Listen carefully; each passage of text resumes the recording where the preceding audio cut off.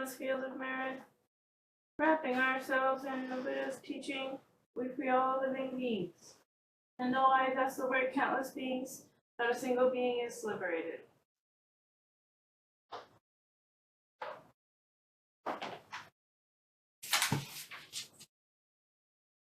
Oh, there we go.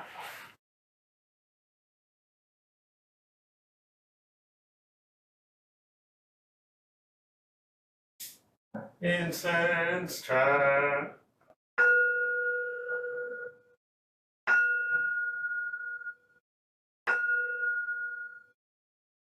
Precepts incense, liberation of used incense, cloud of lighted incense pouring into the Dharma realms, offering to the highest teachers its 10 directions. I respectfully bow to the altar of the incense cloud.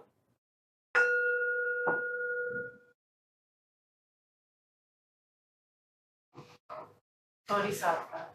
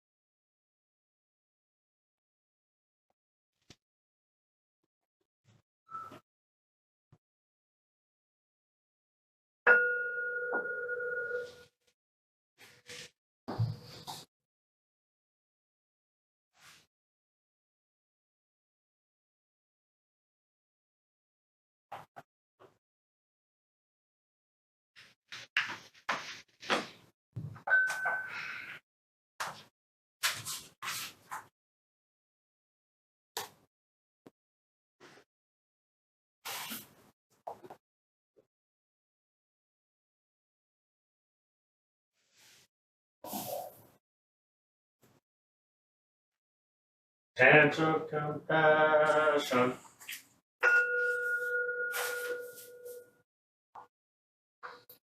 We surround all forms of life with infinite love and compassion. Especially do we send out compassionate thoughts to those in suffering and sorrow, to those in doubt and ignorance, to all who are striving to attain truth, and to those whose feet stand close to the great change called death. We send forth all wisdom, mercy, and love.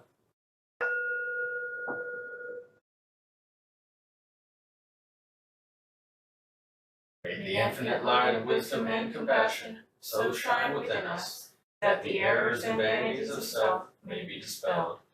So shall we understand the changing nature of existence and awaken into spiritual peace.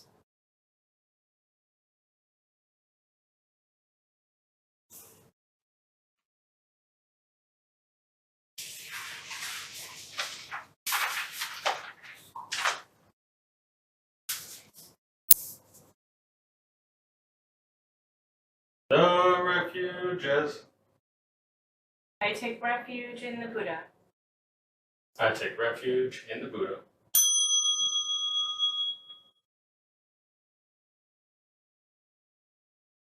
I take refuge in the Dharma. I take refuge in the Dharma.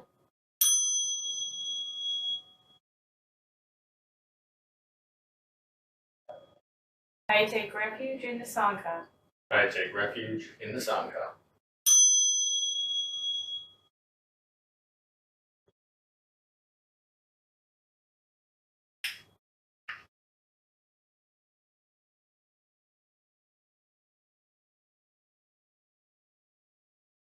The 5 precepts.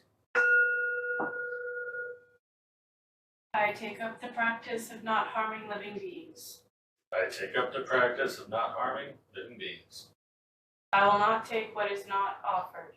I will not take what is not offered. I will not misuse sexuality or sensuality. I will not misuse sexuality or sensuality. I will practice gentle, truthful speech. I will practice gentle, truthful speech. I will not deal in nor misuse intoxicants. I will not deal in nor misuse intoxicants.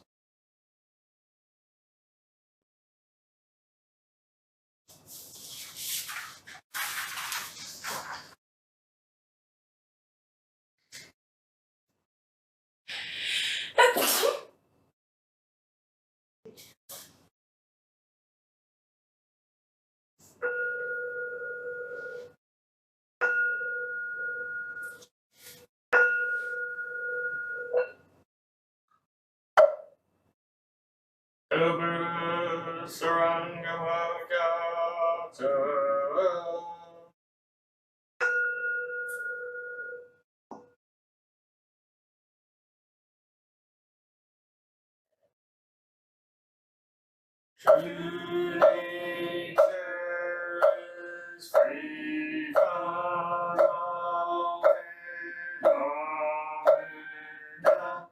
which are illusions by causes created.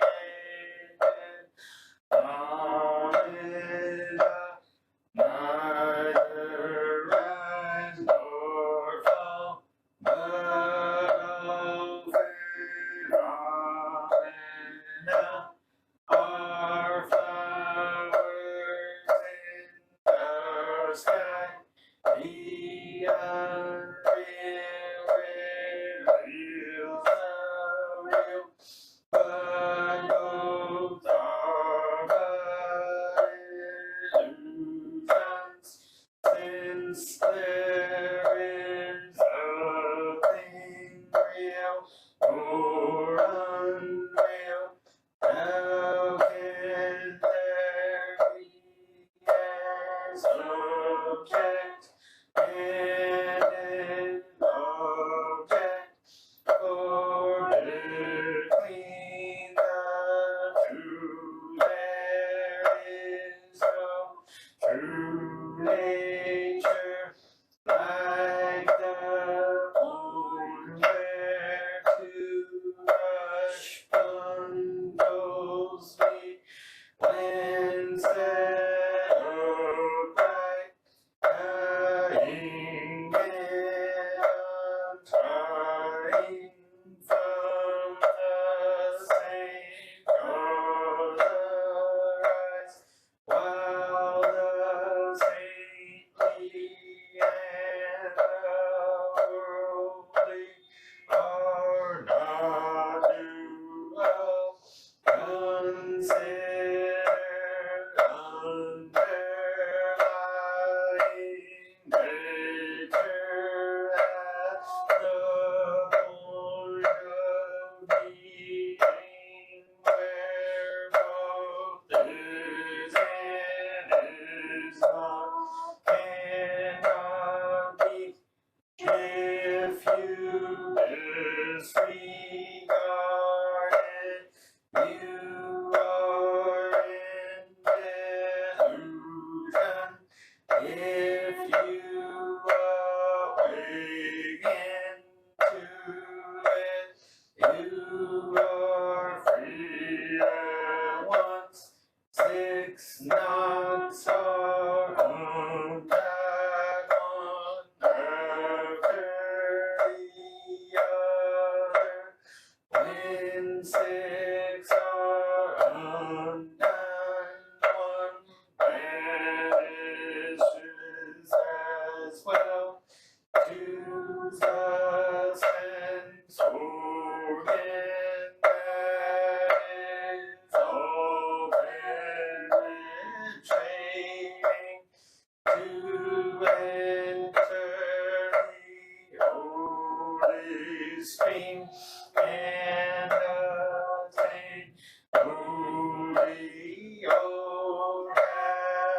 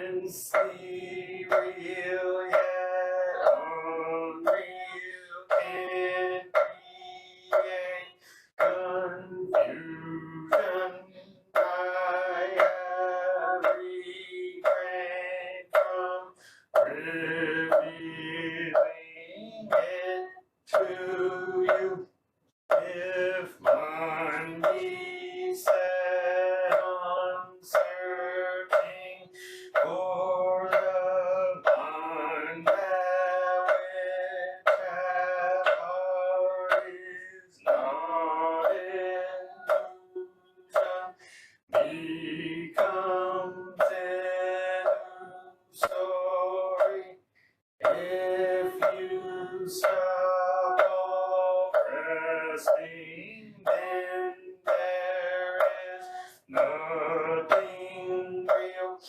If what is not illusion ceases to arise, where can illusion be? This is the profound lotus dharma, the precious Bodhi of the royal gem, the samadhi of seeing all things as illusion, which in a finger's snap leads to the state beyond all study, the unsurpassed doctrine was followed by all Bhagavats in all directions on the one path that to nirvana leads.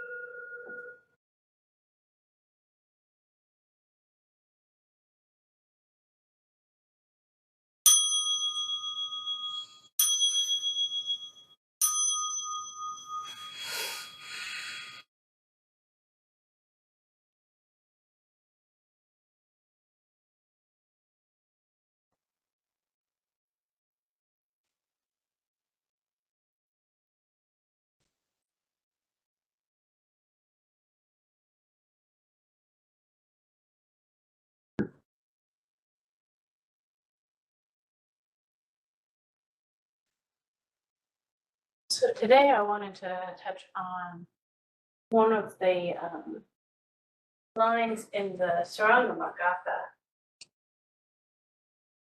So I'll read the line and I can talk about it. So the line is, old habits flow like torrents in Elias' subtle consciousness. So the Buddha teaches us that Elias' consciousness is our knowing, our previous knowledge, things that we think we know are true, and that whole concept is kind of it can be broad, but I'd like to define it a little bit better. So our thoughts and our thought pathways are kind of like rivers. Thoughts that we think frequently or we allow to exist are like rivers that have cut, deep caverns into the landscape because it's so well used. So the frequency would be like the water, because so much water for so long has flowed down that river. Now it's it made a deep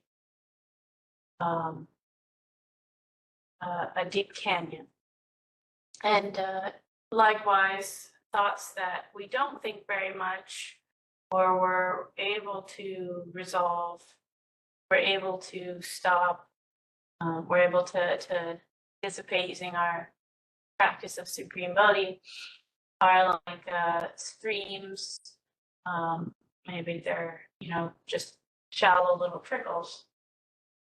And so you can see that analogy kind of helps us understand why some thoughts are more difficult to get rid of than other thoughts, because water will want to flow in those deep channels much more than it'll want to flow in those shallow channels, similar to thoughts, right?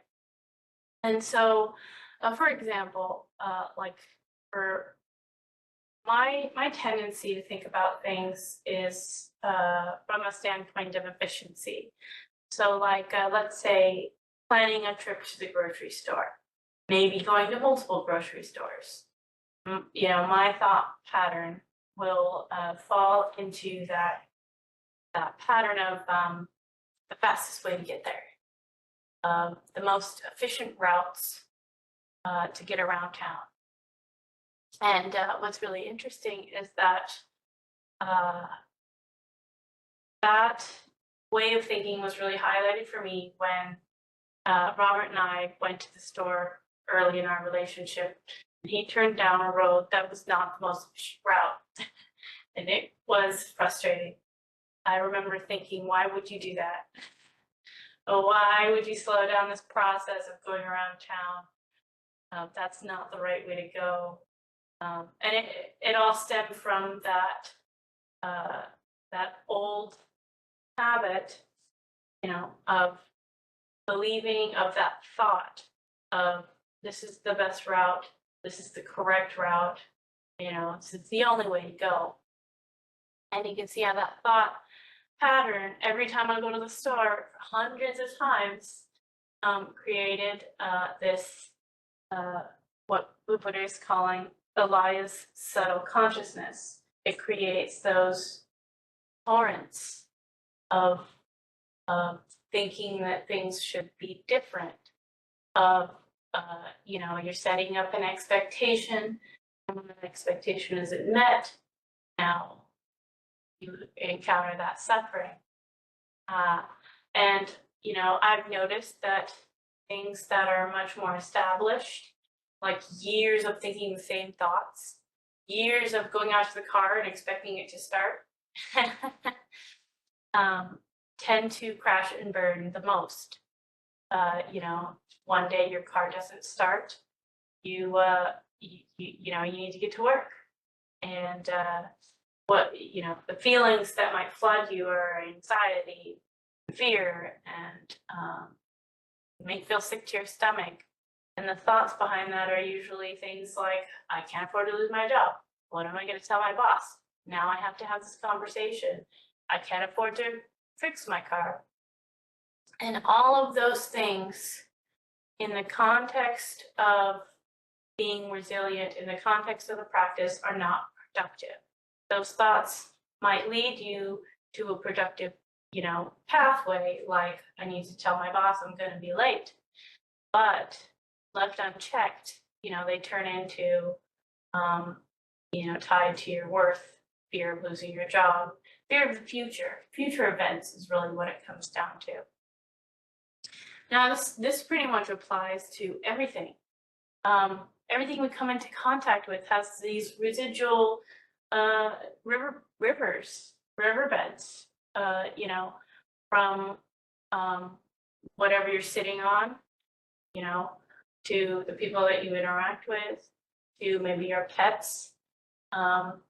We come to all of these experiences with this subtle consciousness, this subtle expectation of what is going to happen and how things should be. And so until we are able to stop the thinking, catch that before it, you know, turns into a thought arising, until we are able to move through our life with the skillfulness to extend Supreme Bodhi through everything, we have to stay vigilant with these, you know, particularly tricky thoughts. I mean, pets especially, I think, help highlight some of these old habits, like, you know, if your dog is whining or barking, a lot of times that can be really irritating because it's a shrill sound or it's a loud sound or it frightens you. And a lot of us fall into the thinking that they're barking at nothing. They need to stop. I need to stop them. You know, an expectation that maybe they're doing it to us. I'm specifically talking about dogs, but it could be anything we encounter. It could be the sound of the loved one's voice. It could be music. And it's the thinking that we need to change what's happening around us in order to have peace. That is where we go wrong. We don't need to stop the dog from barking before we can be peaceful, before we can practice. You know, because if we just make the assumption, go off the assumption of, you know, oh, you're barking at nothing, or you're whining too much, or you just want more food, then one, we can miss a lot of details, but we're closing the door to understanding. We're choosing the illusion of what we think is happening over what is really happening. And it really, really limits our ability to see things for what they are. It's clouded. And so if we can, you know, listen to our dogs whining and barking and begging for food, if we can interact with people, interact with the things around us that might trigger us, and come to it from an aspect of vigilance, an aspect of care, where we're looking at our thoughts constantly. We're catching that thought of, that was loud. That was a loud bark. What are you barking at? And we're using our practice to dissipate that thought. We're using our practice to get back to Supreme Bodhi. That is the ultimate goal. And that might look like for instance, it's raining and you have to take the dogs out and it's cold. These are all things that I definitely struggle with. And let's say, you know, you're walking your dogs around, or you let them out in your yard in their, you know, area, and they're just not getting it done. And if you're just standing out there and you're getting cold, and all these things compound, all these feelings compound, all these thoughts compound about I'm cold, it's late, you should have been done by now, into this illusion of the circumstance that may or may not be reality. That isn't reality because it's clouded by the thoughts and the judgments. And those thoughts, when they come to mind quickly because you've allowed them to continue to come to mind. And you consistently say, I don't want to take the dog out because it's late. I don't want to take the dog out because it's cold. It's rainy. You know, be quick, you know. And if we can catch those thoughts every time they come up, then we can prevent those new canyons from being carved out. We can prune, you know, our own thinking so that we aren't triggered so much by these things. We can meet the situation with resiliency and flexibility, and we don't have to feel like we need to take control of the situation in order to have Supreme Bodhi, in order to have peace. And especially with things like that, things with like physical discomfort, you know, going back to the basics. You know, you find yourself saying, I'm cold, and that lowering your tolerance is definitely one for me. Or I'm too hot, the same thing, it's starting to get summertime. And that immediately like cuts my tolerance in half when I think like that. But like, as soon as you notice that that's, you know, thought is arising of I am hot, I'm uncomfortable, I'm cold, I'm uncomfortable. You know, if you can't get rid of it with Supreme Bodhi, our Supreme Bodhi practice, right? Go back to the 2-object meditation. go back to, the ground is flat. You know, I'm specifically talking about, being outside. Our senses, go back to something that you can easily sense that is not triggered, not emotional, not charged with anything. The bricks are red. Just something to loosen the grip on that thought of I'm way too warm, or I'm way too cold, or it's rainy and it's uncomfortable. And that allows you to get back to your practice so that we can prevent further damage, future damage, and really get rid of that alias consciousness, that prejudice, all those expectations that cause suffering to occur,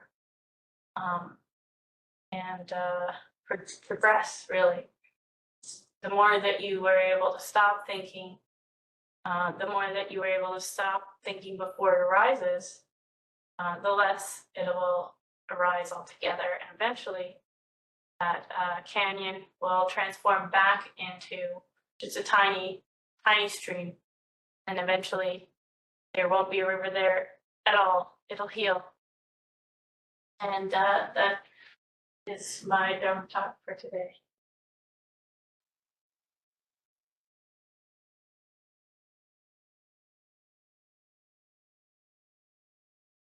Closing Gata. Let me respectfully remind you, life and death are of supreme importance. Time passes swiftly and opportunity is lost. Each of us should strive to awaken. Awaken, take heed, do not squander love. Offering of merit. May the merit of this penetrate into each thing in all places, so that we and every sentient being together can realize the Buddha's way.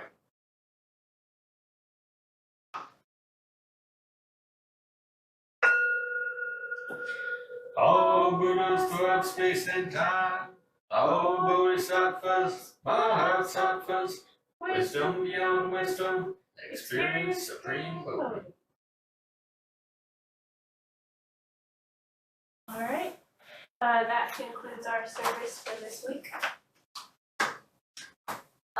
So thank you for joining, and we'll see you next time. Bye. Thank you. Thank Thank you. Bye.